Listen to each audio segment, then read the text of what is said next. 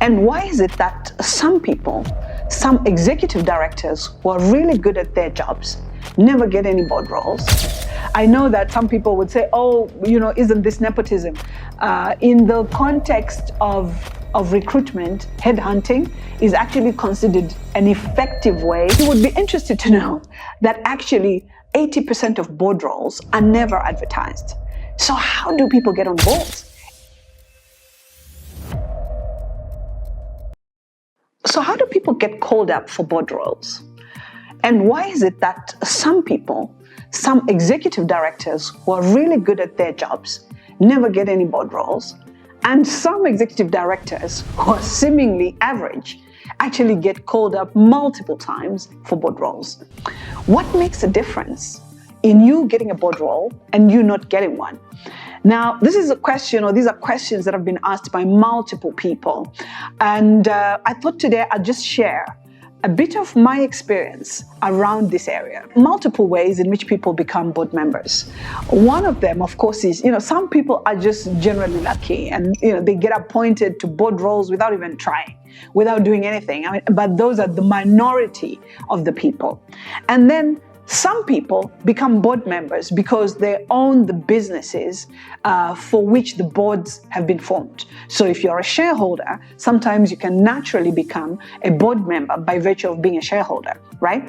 Now, outside of that, then what actually happens? So you would be interested to know that actually 80% of board roles are never advertised. So how do people get on boards if the positions are never advertised, right? So first of all, I'll talk to you about my journey of going onto boards and staying on boards, because that's the journey that I understand. You can take what you want to take out of it and, build your own journey. But I think there are some things to take out of there around how to prepare and how to be ready. The first thing is intentionality. I made a decision that I wanted to be sitting on boards. And at the age of 26, I started to position myself for board roles. And I remember being told by my mentor at the time that I needed some level of governance training, because it's not enough to just be a good executive director, and it's not going to count when you're sitting on a board. You need to understand corporate governance and what it means and what it doesn't mean, and how to show up as a good and ethical board leader. And so I took a course in foundations of board leadership in order to understand that.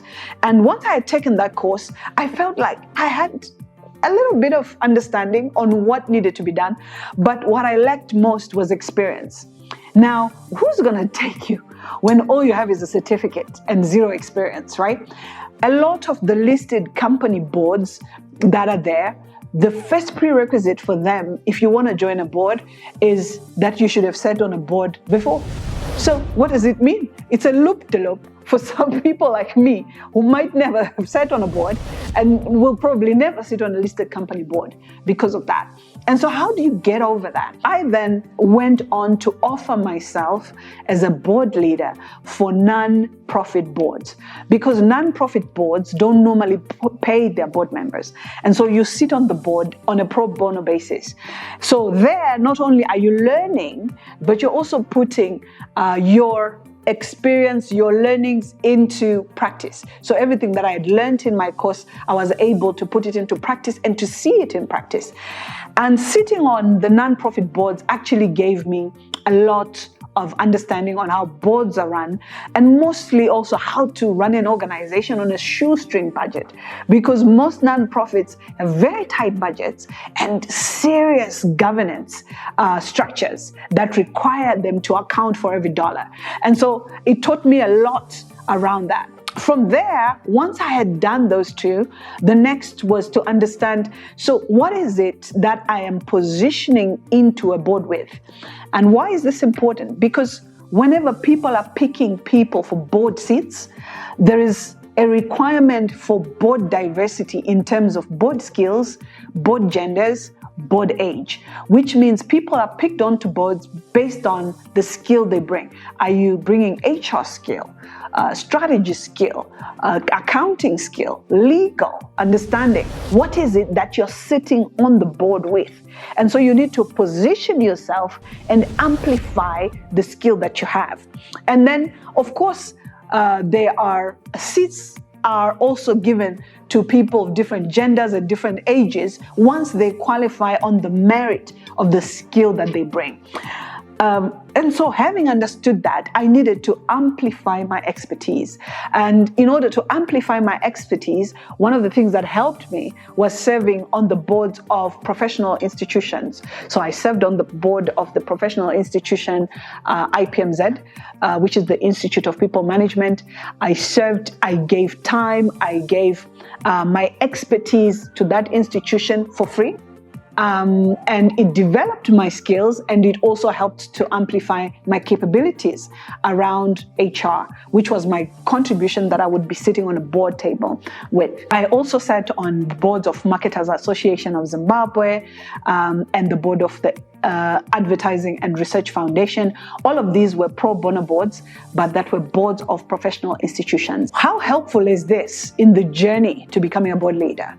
It's helpful in that, as I said, 80% of board roles are never advertised, because normally when board positions are there, people headhunt. They headhunt for professionals that they know, professionals that are referred to them who are good in certain areas. I know that some people would say, oh, isn't this nepotism? In the context of recruitment, headhunting is actually considered an effective way of recruiting people, because it guarantees sometimes that you get people who have good referrals, people who have a good reputation of performance and delivering.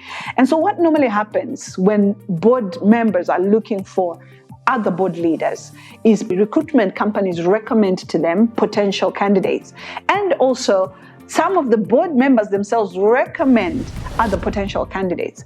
And so the more board members you're interacting with in your life, the greater the possibility that somebody is going to refer you to be able to sit on a board. And so having sat on the 3 boards of those 3 institutions allowed a lot of people that I met on those boards to refer me for board roles in other institutions. And so from there, I started to get called for board roles in other institutions. Of course, there's an interview process you have to go through. There's a screening process, all of that. And once you have the credentials and everything, that whole process becomes seamlessly easy. And once that is done, again, don't forget something important is always to be intentional, even on your CV, on your LinkedIn profile, about the fact that you're positioning for board roles. You're looking for non-executive director roles so that your CV can reflect whenever someone is searching for potential non-executive directors. Once you've done that, you will have positioned yourself for those roles, and it will just make it easier. And I think for me, once I had gone through all those stages, I had already shattered the requirement from the Zimbabwe Stock Exchange companies for someone to be a board member before they actually sit on the board.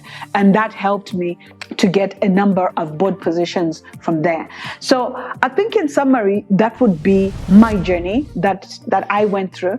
And it summarizes some of the key steps that are important as you are preparing and positioning for yourself to be a board leader in the future. So all the best in your journey as you do the same.